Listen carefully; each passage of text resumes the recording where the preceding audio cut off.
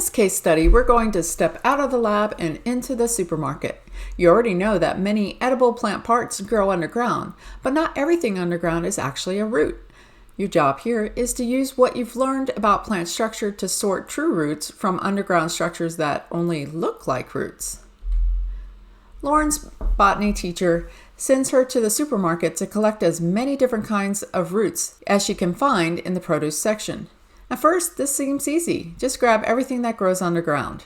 She comes back with carrots, sweet potatoes, russet potatoes, onions, ginger, radishes, and turnips. But her teacher points out something important. Not all of these are actually true roots. The teacher sorts Lauren's collection into two piles. One pile contains true root structures. The other pile contains underground structures that only look like roots, but are actually something else, like stems or modified shoots. Your job is to figure out which items go in each pile, and more importantly, why. Before you sort the items, remind yourself what a true root actually is. True roots develop from the radicle. They don't have nodes or internodes, and they don't produce leaves or buds.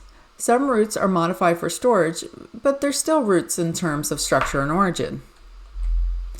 Many underground plant parts are actually modified stems or bulbs, not roots. These structures often store food, but unlike roots, they can produce shoots, leaves, and buds, and they have nodes and internodes. So even though they grow underground, structurally, they're very different from true roots.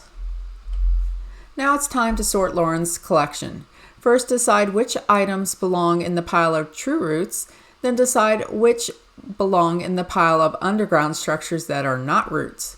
For every item that is not a true root, identify what it actually is. For example, ginger is a rhizome, which is an underground stem.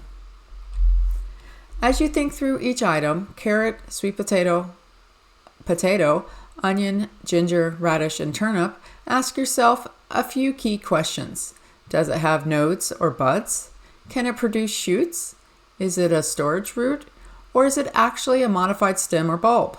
Use structure, function, and origin to justify your decisions, not just where the item grows. Finally, think beyond Lauren's list. Can you name at least one more true root vegetable and at least one non-root underground structure vegetable, such as a tuber, bulb, or rhizome? This helps reinforce that underground does not automatically mean root. In your lab notebook, record your sorted lists, identify what each structure really is, and answer the reflection questions.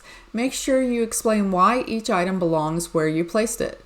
The goal here isn't just to memorize examples, it's to use plant anatomy to reason through structure and function. The big takeaway from this case study is simple but important. Not everything that grows underground is a root. In botany, structure matters more than location. To correctly identify plant parts, you have to look at anatomy, development, and function, not just where the structure is found.